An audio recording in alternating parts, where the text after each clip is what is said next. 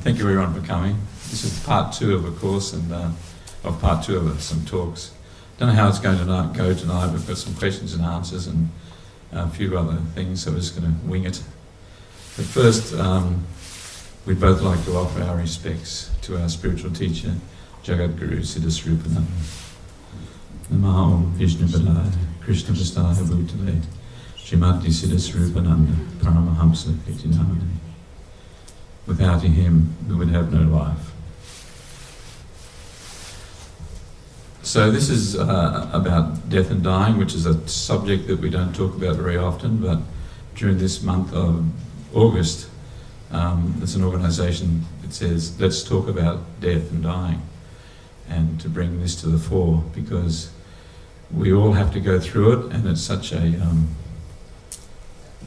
important part of living that we often don't think about or don't want to think about. But before I start, I'd like to tell a little story that we had a similar evening down the Gold Coast, and about 3 weeks ago, and for those who were down there, they would recognise this story. It was told by my god brother Krishna Das, and I thought it was a good opening to the night. And it concerns, it takes place thousands of years ago, and it concerns somewhere in the Middle East, and there's a servant and his master, and the master was wanting something from the market, and he sent his servant along to the market to buy some vegetables, whatever it was. And the servant's going around the market, and he keeps seeing this dark shape in the shadows, and it's really creeping him out.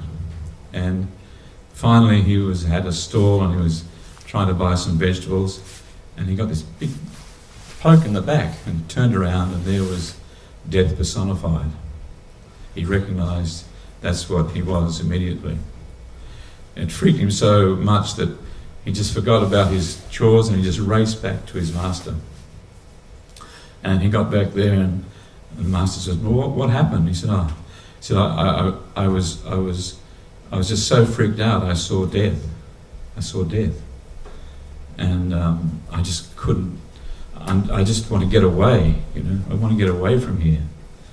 And the master was very sympathetic and said, "Well, why don't you take my fastest horse and ride as hard as you can to the nearest village, I think it was called Serena. Ride as fast as you can, and that way you will escape this death." And so the servant thanked him profusely and got on his horse and rode away. And the master was curious and saying, "Oh, I wonder what death looks like, I wonder what he saw." So he himself went to the market, and he's wandering around there, and he sees this shadow in the corner there of the market in one of the alleys, and so he goes up, and sure enough, this looks like death. And he says to him, "My servant came here, and you've totally freaked him out, and when he was trying to buy something, you poked him in the back. Why did you do that?" And Death said, "Well, I was just so surprised to see him. I had this appointment in Serena with him later tonight." I thought it was pretty funny. So you can never escape death. So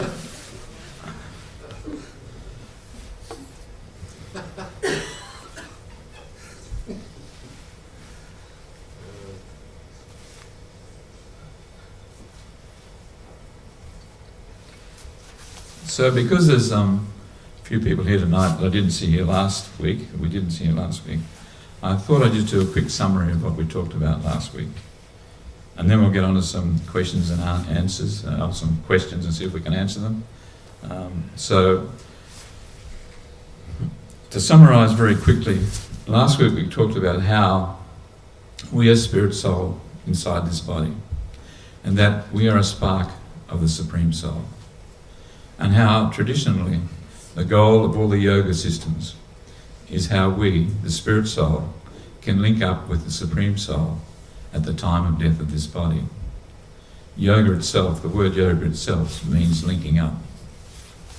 but also how these yogic sacred sounds that we are singing here tonight is the easiest way we can accomplish this linking up in this age. The second aspect we covered last Sunday evening is how the Supersoul, God, or Krishna, manifests in everyone's heart, which we could call the Lord within our heart, and accompanies us wherever we travel. At the time of death, if we have a relationship with the Lord in our heart, developed from singing these sacred sounds with enthusiasm and a little faith, at the time of death of this body, we can go within, put our hands in the hands of our Lord, and let him embrace us, and he will take care of us. We need have no fear. This could happen over time, or could happen very quickly. This evening, we'd like to talk about a few of the fears and doubts that people have about dying. Actually, we're all eternal, as we said, and we do not die, just the body is dying. So we talked about how you can prepare during your lifetime, or even the last weeks of your life, preparing for death and to go within. But the first question we'd like to deal with tonight, and we often get asked, is what happens if we have no warning when we die? For example, when we're in a car accident, or when we're hit by a bus. One day you're just walking along and then bang, you're hit by a bus. You have no time to think about going within or thinking about God or Krishna or whatever. Well, we talked about how the process of dying is a descending process. That is, if we do not reach the spiritual world by our own efforts, rather Krishna, God, the Supersoul, comes and takes us. So if we have developed a relationship with him at the time of death of this body, he will not forget us. Even if we do not remember him, in that split second, we are ripped from our body. Jagad Guru commented on this when one of his disciples left his body when she was riding a bike and was hit by a truck. He said this, and I quote, "The person who is developing their love for God, Krishna, is not dependent on themselves. The devotee of Krishna could end up leaving this world underwater, in the ocean, or even in a car crash, as we have seen in the case of my disciple. But a devotee need not be afraid. Death can come at any moment. It's not like making an appointment, then getting your act together so everything is settled. Then you chant or sit down with a straight back. This is really a wonderful thing. Not only do you not need to be afraid of death, but if you simply give your heart to Krishna and say his names all the time, always singing, thinking in your mind, saying with your lips, Krishna, Krishna, then whenever the time comes and your body fails you, your heart stops. You are picked up by the gentle breeze of Krishna's love and taken into Krishna's abode. You are in Krishna's hands." Unquote. Developing that loving relationship that Lord Jesus describes in his first and foremost commandment, love the Lord thy God with all thy heart, all thy mind, and all your being. This is the key. And that love can be developed if we are Christian, Hindu, Buddhist, Muslim, whatever our path. If we have a relationship with the Supreme, we need never fear death. In fact, everything is about relationships. The relationship we have with the Supreme, our relationship with our friends, our relationship with all living entities, our brothers and our sisters. It is all interlinked. If we develop our relationship with God, with Krishna, automatically we care and will have love for others. So I think at this stage, if anyone has any questions, I think at this stage we will ask if anyone would like to ask them. If not, we will continue on a bit more, but I think I would like if anyone could ask the questions, that would be fantastic. What do you think, Jivananda? Oh, here we are. Yes. If we have a loved one in our lives that suicides, what do you advise as a remedy for those that are left behind? Oh. So in a, yeah, for the ones who are left behind to carry with that grief with them, the ultimate remedy is reawakening your connection with the Supreme. This simple process of hearing and chanting. Engage in this process of bathing your consciousness and your heart in transcendental sound, because what it will do will reawaken within you your understanding of who you are and who that person is that committed suicide, etc. And an understanding that our journeys are all continuing. It's not that that person has ceased existing. They're just not existing in a framework where, the ones left behind can associate with them. It's a very tragic and time, and it's an escape for the person committing suicide, to escape from their pain or their unhappiness. They think, end my life, end my pain. But they're not armed with the knowledge that the journey continues, and they'll just take that with them into their next life, and it'll play havoc within their next life until it is remedied. And for those who are left behind, if you get armed with a little bit of knowledge and you have that understanding, Aham Brahmasmi, and we're all spirit souls, we're all brothers and sisters, we're all on this long, amazing journeys through these lifetimes. It's not just this lifetime. This isn't our one and only time around, okay? That's a very small vision. Every one of us here in the room, we're continuing a journey of innumerable past lifetimes. Innumerable, immeasurable past lifetimes. And all different situations and arise through those lifetimes. We carry so much baggage with us in our journey. And unfortunately, when one is taking their shelter in material existence, that's all they know is material existence. For some for some soft-hearted souls who find it unbearable to cope with the load of material existence, their answer is to end their material existence.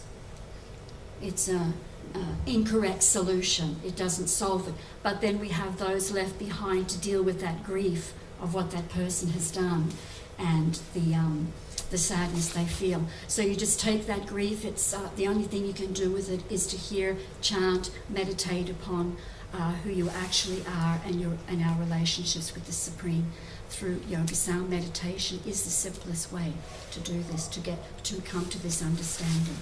So hear and chant. Could I also say that one of our friends whose daughter committed suicide and asked our spiritual teacher about how she could help her daughter who had suicide, and he said that first of all realise she still exists, and then also to realise what helps us also will help her, and that is if we can actually pray to the Lord on her behalf to help her in her journey. And he said also that one of the things we do when we have vegetable foodstuffs is we offer that a bit like a grace, but offer that to the Lord or to Krishna. And after we do that, we can then offer that in our mind to our friend or our sister, her daughter, in this case her daughter, even though she wasn't able to see her, she could still offer her that. And because it was spiritualized, it would help her in her spiritual journey. So that was one other thing I just wanted to add.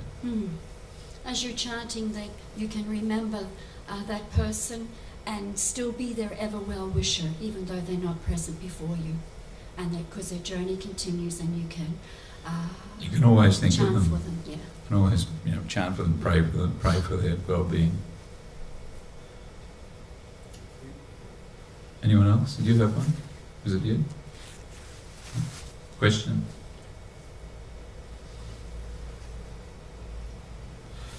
Well, I'll ask Jivananda Dasi a question. And that is, because I think it'd be good if we could talk a little bit more about the nature of the spirit soul. Who are we, and what is the soul that's actually leaving this body and going to another body? Because when I started this process, it's easy to say we're spirit soul, but what does that mean? So, can you answer that a bit? Yeah, sure. And we got a little bit of extra time tonight to play around with, and I just want to say one thing before I do answer that question.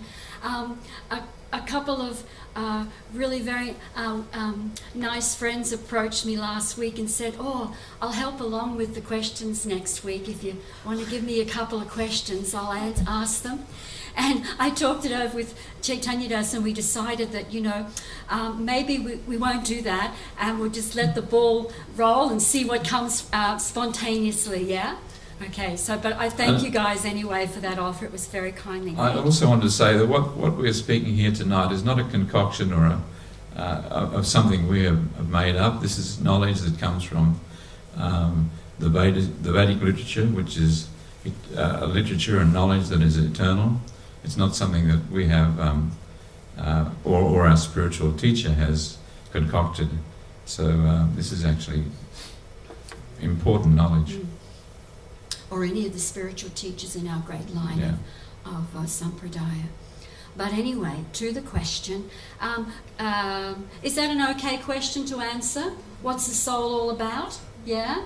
We're all pretty familiar with our bodies. We know what they're all about, what they look like and everything and all that kind of stuff. We look in the mirror every day. Has it gotten any better? No, it hasn't. Probably worse. When you stagger to the mirror in the morning, did it get any better? Oh, no, it didn't. So we're pretty familiar with our bodies and our minds and our material desires, etc. That's a given. But when you come along and you start hearing about this Aham Brahmasmi on the spirit soul, well, what am I? Am I what is the spirit soul? A bubble?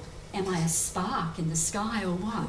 And over the wonderful years that we've experienced hearing and chanting and learning from our spiritual teacher and reading very beautiful scriptures, we've been able to come across some beautiful descriptions of who I am and who you are, who we are, spirit souls. And I'll speak of a few things now that come from that creme de la creme of scripture, the Bhagavad Gita. And in chapter 2 there's some beautiful descriptions of what you and I are like.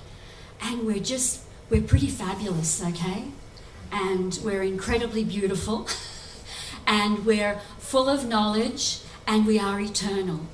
And in Sanskrit, our qualities are Sat, Chit, Ananda.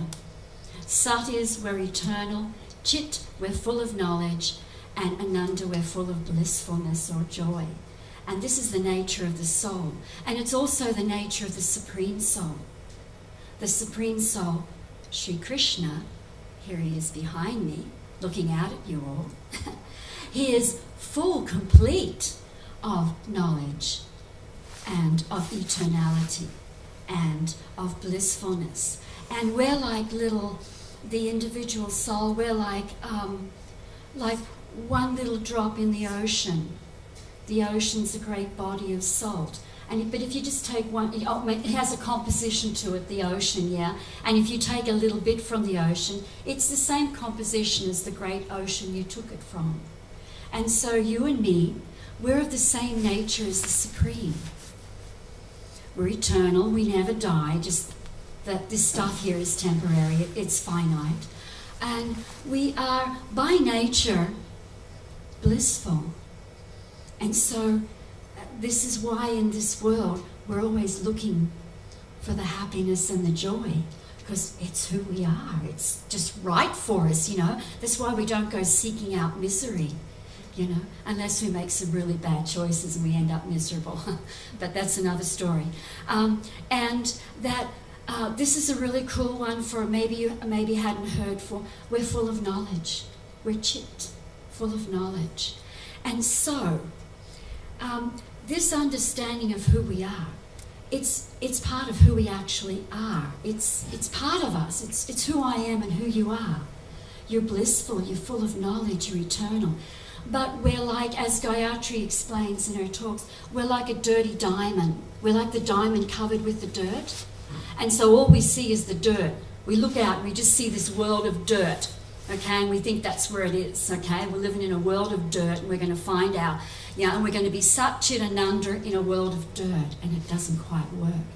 But if we engage in a spiritual process of hearing and chanting transcendental yoga sound, it's like taking a shower, or it's like getting the dirty diamond and gradually just letting the water flow over it and the dirt wash away. The diamond's revealed with all its qualities, just all hidden there. And same for me and same for you. If I engage in this, I have to be strong. If we engage in this hearing and chanting, yeah. See, did you see that? Did you see that? I went, don't. And anyway, I'm nearly there, okay. If we engage in this hearing and chanting, and then all the dirt gets washed away from our vision and we get to see who we are, and lo and behold, everything that we're hearing becomes revealed to us within ourselves. We don't learn.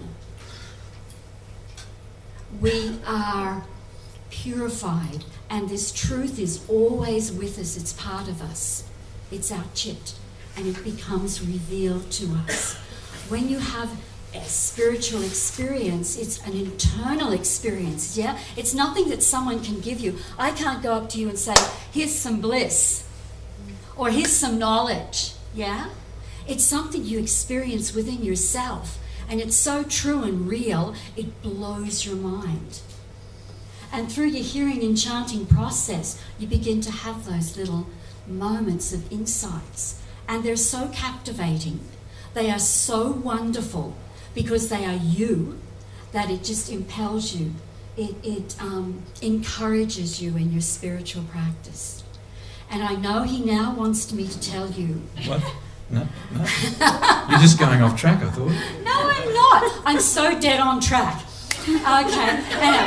In the Bhagavad... Look, I'm talking about who we are. Okay? Yeah. Does everyone get it now, who you are? You're beautiful, you're full of knowledge, and you're eternal. How good is it? Guys want a quantitative answer. Yes, we're getting to fractions, percentages right now, okay? I'll pull out a graph. Okay, in the Bhagavad Gita, there's a beautiful description about the size of you and me in this body. It describes that if you get the tip of one hair, okay, you take the very tip of one hair and you cut that tip into 10,000 small parts. That's the size of you and me, the spirit soul. 1/10,000th of the tip of a hair. And your potency is so far out that you, that little soul residing in this body, in the region of the heart, not in the heart, not in that muscle that's going, okay, in the region of the heart, in the airs that surround the heart. You, the soul, reside there, in the airs that surround the heart. And of course, when it's time to leave this body, you, the soul, will leave the body through different doorways to leave this body. Through the eyes, through the great yogis, through the top of the head, through the eyes, through the mouth. And if it's a pretty low down there departure from the body, you can also leave out the anus. And that's not me making that up. Okay, and it's, yeah, so. Moving on. No, I'm not. I'm nearly finished.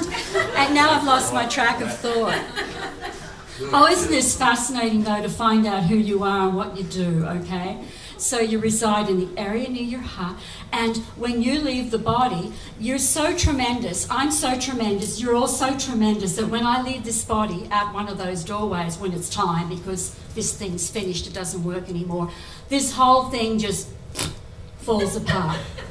And it's so gross. When I, the beautiful soul, leave this body, there's nothing left there, so we've got to burn it or bury it. Yeah? Because the attractive, beautiful soul has now left the body. This gentleman has it. Cool. Hi, Peter. Good. Hi, how are you? Good. If we're all very knowledgeable and blissful in the beginning, Yeah. what's the purpose of this whole game of the material existence then? This is a wonderful story. This is a wonderful subject. Because it's true, like you're saying, okay, we're such in Ananda, we're these beautiful spirits. What the hell am I doing in this material dimension, trying to establish my existence through dirt, okay, through matter? And it's a long topic. I'll try and answer it in one sentence tonight. That'll be different. I'm looking at some. Hang on a second. That's no. Okay. Now hold on to your hat. Okay. In the yoga scriptures, it explains that the individual soul, you and me, we also have free will, because love is based on free will. You can't force someone to love. Love is a freely given thing, yeah? And as it's described in scripture, at some time or other, a living entity, through this agent of free will, decides that they want to enjoy as the Supreme Person. Okay? And to do that, they need an environment to try to do that in. And that's what the material world's all about. Because if I examine my existence and you examine your existence, in this material world, we try and create a world that all turns around us. What I want and what I like. Yeah, and what I want to achieve. And this, yeah, he does that a lot at home. I told you it was more than going to be more of a sentence. Yeah. He does that at home. And I've actually got a chalkboard in the kitchen, and I drew a little picture of him, and I drew a picture of the world spinning around him. Okay? It's not fair, is it? It's not fair. It's just her perception. Yeah, that's right. Anyway, that's why we come to this world, to attempt to be the centre of attention. And we get ourselves in a real pickle trying to do it. Okay? But as soon as we... I finished, he's taking over. No. No, it's time. As soon as we go through this, world and realise that we are not God to enjoy, we never come back here. We stay in the spiritual realm. Have you ever heard that this world's like a schoolhouse and we got lessons to learn? That's what it's all about. We're learning a lesson that we're not the centre. So getting back to this... Yeah. Getting back to this... It was a question. We asked for questions. They're clocking. Oh, yes. So, Look, all these beautiful spirit souls Yeah. here are so happy to hear this. so getting back to how we are the spirit soul, as soon as that spirit soul leaves the body loses all its attraction. And it's because it's the spirit soul inside that body that has the attraction. It's a bit like hair on the head, you groom it and comb it, but as soon as you see it in the drain hole in the shower, it goes, it's like... Yes, sir. I have a more relevant question. That's good. For the young ones here. Good.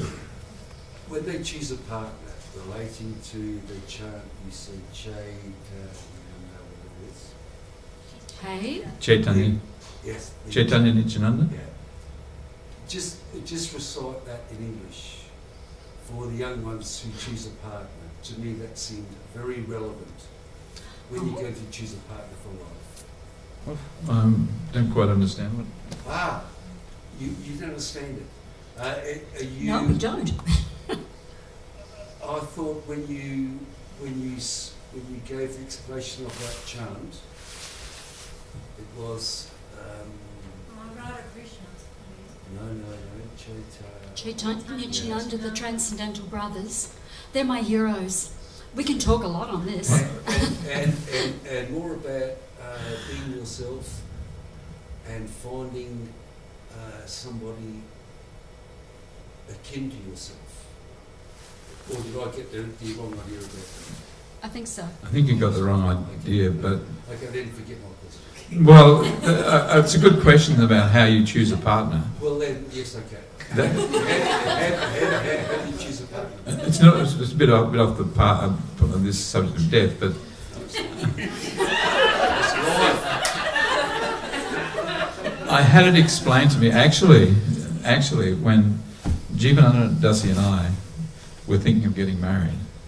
This is true story. It's a true story. We don't tell this generally in public. Yes, I'll tell it.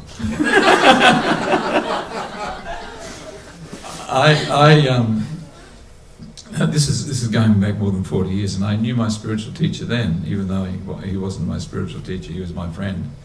Oh, in a sense, he was my spiritual teacher, but more of a friend. And I said, I was thinking of getting married, and he said, "Who's the girl?" And I said, "You haven't met her." And it was Jivananda Dasi or Jane.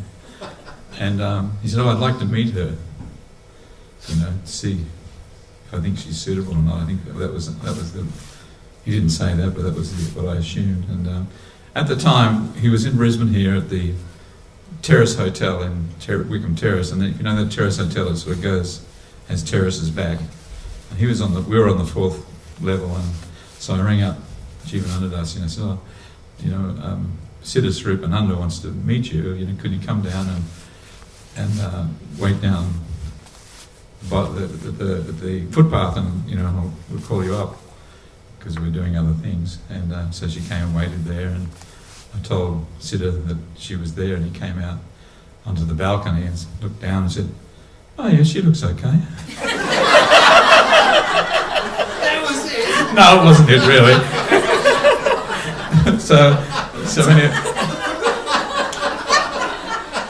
Anyway, Wasn't I an angel sitting on the footpath there? Anyway, this is fascinating. so we went for a walk in. The three of us went for a walk in the park there. It was at Raymond Terrace Park or something. And he was saying that the recipe for a good marriage or a good partnership is if you try and help each other get to know Krishna or the Supreme. Rather than being self-centered, you actually help each other in your spiritual life. If you help each other in your spiritual life, then things fall into place. And that's what we've tried to do, isn't it? Our marriage. So that's true. So rather than thinking what we can get from a marriage, it's seeing how we can help our partner in spiritually and help ourselves at the same time. It seems to me that a lot of relationships are really based on what the individuals think they can get from it themselves. And when then that's not working out, then it's disposable. The only reason I asked this question is because I saw you two last week, and I saw you so much in love, and I saw she's watching you die, and I have seen friends where one partner's died and the other partner just leaves them, and it just broke my heart to see that, but it lightens my heart to see you two. It breaks my heart to see your wife watching you die. I don't think she can wait till I die.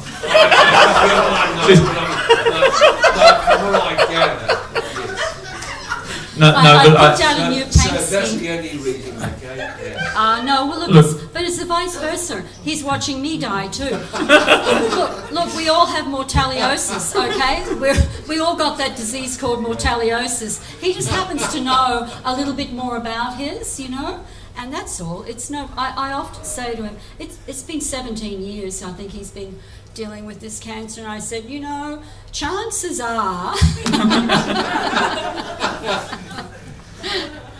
For example, I was just involved in this horrific car accident when I was overseas. And I just opened the door and walked away. It wasn't a scratch on me. It was really weird. So I'm not easy to kill. He's very stubborn. Yeah. Is there anybody in control, or any being or anything in control of when we die? When the material body dies? When the material body dies, the laws of material nature take over and starts to break down. But as far as what's in control for us, the spirit soul, it depends, and I think we were going to talk about this a bit if we had time. It depends on a number of things, and one is, you know, our karma. In other words, what we have reap, as we reap, so shall we reap. In other words, it's to do with two things: our desires and our past actions. What happens after we leave this body, when this body dies. So our past actions is what we have done with our lives, and not only this life but our previous life, and so that determines what happens in our future life. And that's why if we cultivate a relationship with the Supreme, with Krishna, then we go to Krishna. If we cultivate a relationship with matter, then we have to have another body so that those pastimes can be played out of what our desires are. So, what's the other thing? I'm missing something. Yeah, well, there's the laws of material nature, which is karma, okay, and your own desires will determine your the next body you enter into. But ultimately, one of the names of the Supreme is Ishvara. Where is he? Ishvara Das, who plays the drums, is Ishvara, and Ishvara means a supreme controller.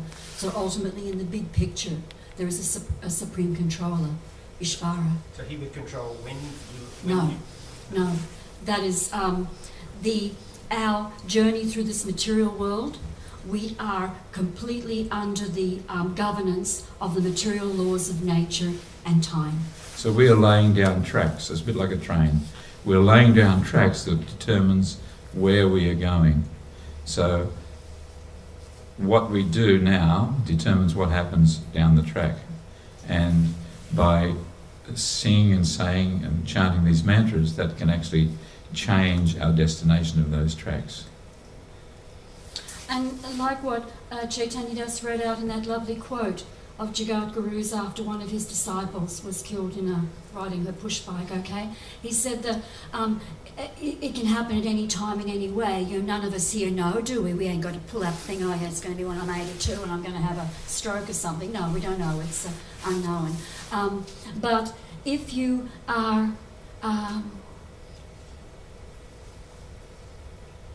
developing reawakening your relationship with the Supreme, that internal relationship, that, as he said, no fear, don't worry, you'll get picked up.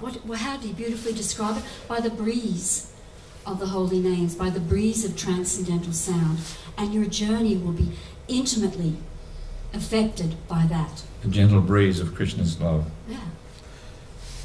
And so it's like if your destination will be a spiritual destination, and if you still have a relationship, your abiding relationship is with this material world, it'll be a material destination. And so maybe some people think, well, that's cool, that's no problem, I've got a pretty good life. You know? Yeah, exactly. I've got a new car. That's a folly. It's called ignorance. Because part and parcel of this material world is anxiety and suffering, loneliness, etc. You know, so it's if one develops they're spiritual. They're on a spiritual journey. Their destination becomes spiritual, and then you get to be a shining, beautiful spirit soul without this covering you, without this impediment. This impediment requires me to be in this world of matter. And then to come under the jurisdiction of time. Your body's going to get older, things are going to happen. To come under the jurisdiction of karma. As I've sown, I'm going to have to reap. You know, good and bad. They come to you, okay? And also too, I'm going to suffer untold anxieties. The anxieties of losing something, the anxieties of wanting something, the anxieties of having something and will someone take it off me? And that can be another person, it can be another thing within this world. So there's some pretty messy things in this soup of material life that cause us a lot of grief in our travel as we transverse through this material world. So the great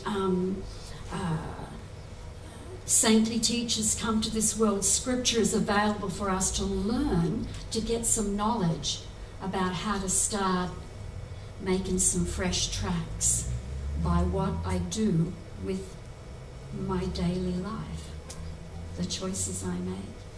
And ignorance is not bliss. Knowledge is bliss, yeah? And you start to gain knowledge about how this whole thing works, this setup of this material world, how it all works, and you start to understand, yeah, I think I've got myself a bit of a problem here.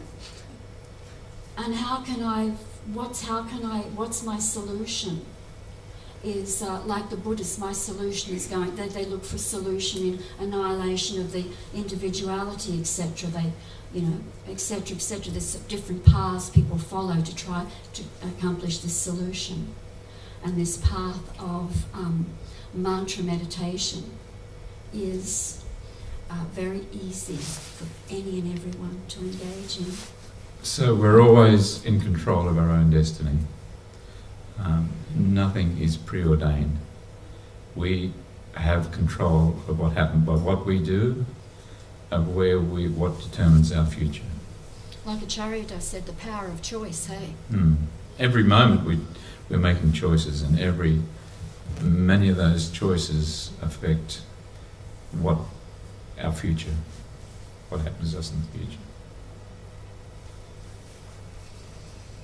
Anyone else? Yes. What's the karmic relevance of a death of a child who hasn't had an opportunity to, know these things or learn these things? Yes.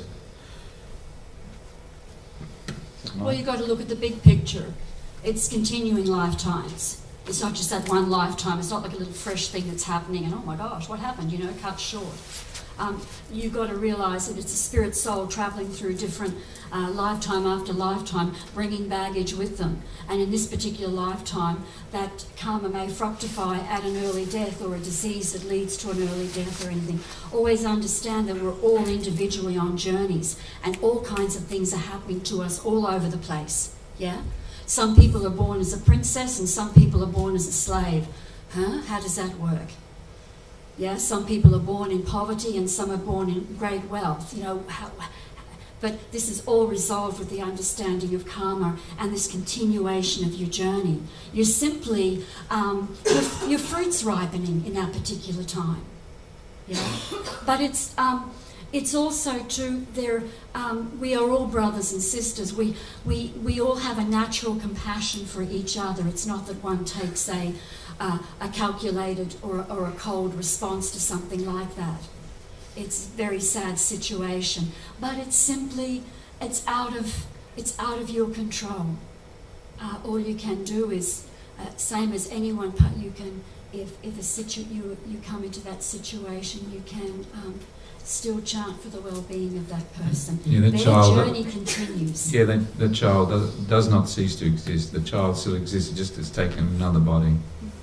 I know when my mother died, I just started this philosophy, and my father was very distraught, and I went and stayed over at Tin Can Bay with him for a week, and just knowing him, just me talking to him, knowing I was only in my early 20s, talking to him, saying that my mother, your wife, still exists. You know, you may not see her now, and you may not see her for ever or a long time, but she still exists. You know, and years later he told me that gave him great comfort. So, you know, it's.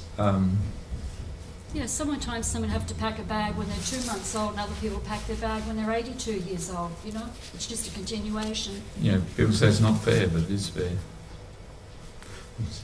Yes. I was just thinking too about collective karma. I mean, there's more talk about collective karma, and when I'm thinking about what you're talking about with death and dying, can that also happen to societies and cultures as part of that karma thing? No and yes. No, in that we are all responsible for our own actions. But if you can be born into a situation where others are in a similar situation to you, or in a similar situation, a karmic situation. Due to their individual Yes, karma. yeah. So yes and no. We're still responsible for our own karmic situation, but we may be put into other people similar, maybe in that same situation. We do things as a group sometimes. Yes. So all of us in that group would have a similar reaction. Yes, but we may... If I went out in a gang and we all beat someone up, yes. we would all have some... Yes, of course, yes. But you've made that decision to go in that gang and beat that person up. Yeah. And so you will have similar, in that sense, similar karmic reaction to that. But it's a group of individuals who have made this decision. This question was actually put to my spiritual teacher once about this terminology, collective karma. And he refuted it undeniably, said there is no such thing as collective karma. Karma is always an individual law. How much It is longer do you want? brought about by action and reaction. The choices I make, my choices of how I will act, okay, is karma. I can choose to act compassionately, I can choose to act aggressively or whatever, and I will reap the fruit of that action. There is collective karma is, according to great Vedic authority, is a myth. It's simply a buzzword in this day and age. There is no collective karma. It is always a personal thing. And you may have a situation where a group of people are making choices to engage in the same activities, or they may be in a situation as a result, together in a similar situation, they're all together on the sinking boat, because their previous karma has led them to that situation. But individually, they're experiencing the fruits of their individual karma. You and I don't share karma. You have your karma, I have my karma. But we may be in a room together like we are now or something. Yeah, it is always an individual experience, yeah, brought about from your actions and yeah. Any other questions? Yes. You remind me of Roger Whittaker. Can you give us a whistle? I don't even know him. Don't even know him. Well, I've heard the name, I just can't place. You're a famous whistler. Oh. You're the reincarnation of that's it. Things I do. Oh, there you go. Is dinner getting close to ready yet? Are we going to have a chant? Yeah. Yeah, and we can, I vote for Jivananda, Dasi. Yeah.